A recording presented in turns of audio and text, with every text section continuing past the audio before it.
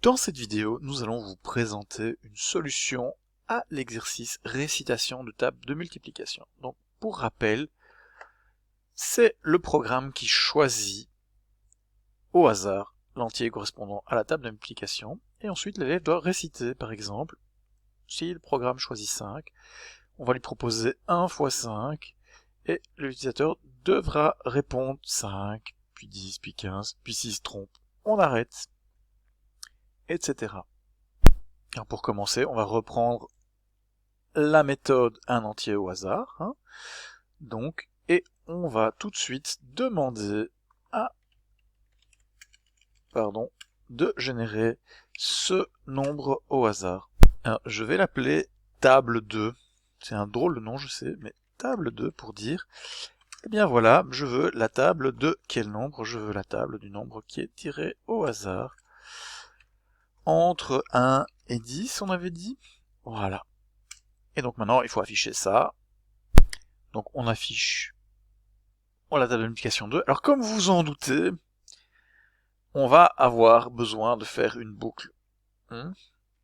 Alors, mais elle va porter sur quoi cette boucle?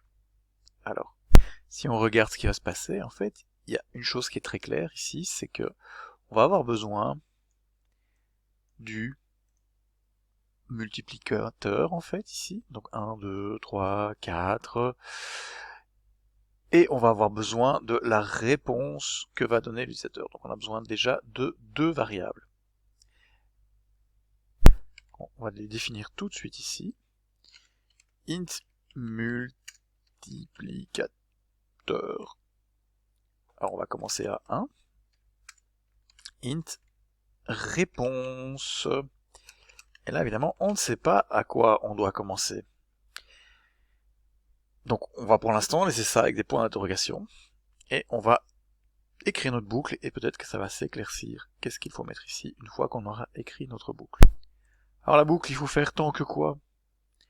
Déjà, c'est une boucle tant que, et pas une boucle for, parce que on ne va pas passer en revue tous les multiplicateurs possibles. Si l'utilisateur se trompe avant la fin, on va s'arrêter.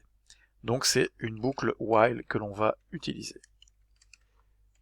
On va voir quelles conditions il faudra mettre à l'intérieur. Une bonne pratique, c'est parfois de dire, eh bien, je vais finalement laisser en suspens la condition. Je vais d'abord écrire ce qu'il y a à l'intérieur de la boucle, et puis je détaillerai ma condition. Dans cette boucle, on va faire un peu comme on avait fait pour la multiplication standard. On va faire calculer une réponse attendue. Attendue égale... Toujours, on ne va pas se décider. Et ici, réponse attendue est égale à, eh bien quoi? Au multiplicateur fois la table de 1. Si on regarde ici, le multiplicateur, ça va être ceci. Donc le 2 ici dans mon exemple. La table 2, ce sera 5 dans l'exemple. Donc on va calculer que la réponse attendue est 10. Ça c'est une première chose. Ensuite on va laisser un message à l'utilisateur pour lui dire de qu'est-ce qu'il doit calculer. Donc il doit calculer finalement le multiplicateur. Multiplicateur fois la table 2. Et on va lui mettre un petit symbole égal pour l'inviter à taper ce qu'il faut. Et on va lui demander sa réponse en lisant un entier au clavier. On va à chaque fois, en fin de boucle, augmenter finalement le multiplicateur pour passer au multiplicateur suivant. Donc 1, 2, 3, etc. Maintenant qu'on a ça, on peut se poser la question de qu'est-ce qu'il faut mettre ici dedans? Alors ici dedans, une bonne façon de faire, c'est de l'exprimer en français. On continue tant que quoi? Tant que réponse correcte et on est en dessous de 10 et que le multiplicateur est plus petit ou égal à 10, vu qu'on va faire 1, 2, 3, 4, 5, 6, 7, 8, 9, 10. Voilà, donc en fait, la réponse correcte, c'est simplement se dire que la réponse est égale, avec 2 égales, à la réponse attendue, et que le multiplicateur est plus petit ou égal à 10. Donc j'ai plus besoin de ce commentaire. Voilà, maintenant, une fois qu'on a ça, on peut savoir ce qu'on va faire de ces deux trucs-là.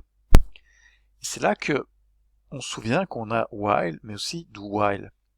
Si vous vous rappelez ce que j'ai raconté la semaine passée, le do while, il s'utilise quand on ne connaît pas encore les valeurs des variables qui entrent dans la condition, avant d'avoir fait au moins un tour. Et c'est le cas ici.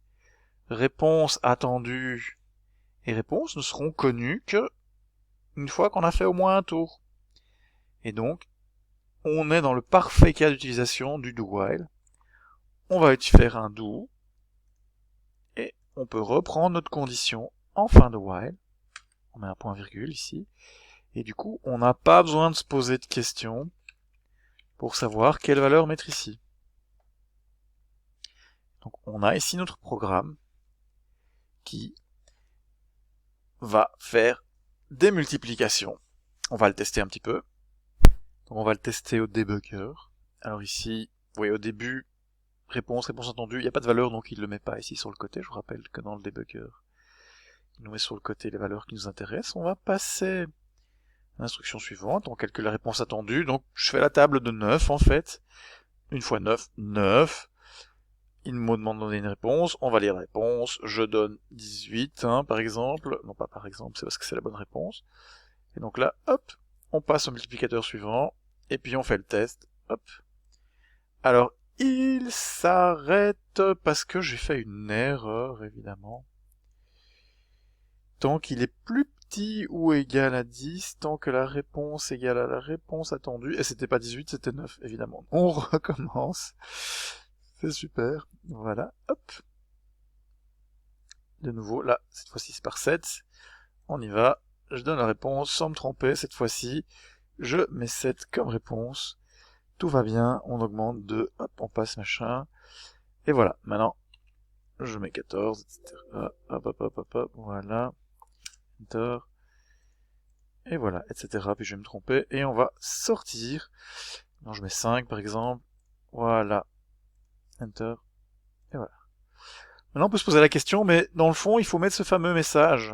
Comment je vais faire un message pour dire est-ce qu'il a bien répondu ou pas? Bon bah ici, c'est relativement simple en fait. Si il est sorti, il y a deux possibilités. Soit il a donné une mauvaise réponse, soit il a été jusqu'au bout. Donc si il sort en donnant une mauvaise réponse et qu'il n'a pas été jusqu'au bout, et on le félicite pas. Par contre, si il donne la bonne réponse, on va le féliciter simplement. Donc voilà, on va ici simplement le féliciter. Comme ça, tout va bien. Hop. Félicitations. Et voilà, ceci conclut notre solution de l'exercice. N'hésitez pas à poser des questions. Ah non, vous ne pouvez pas.